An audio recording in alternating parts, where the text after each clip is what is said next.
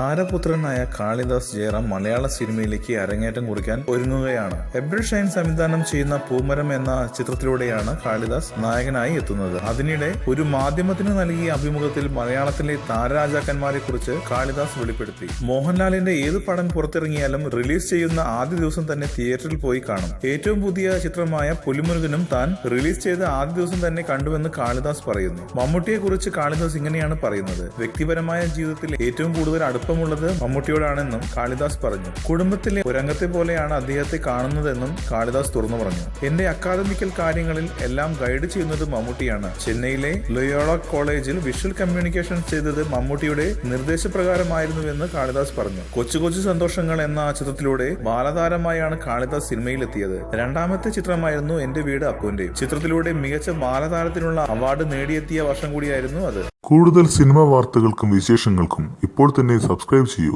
Malayalam creations.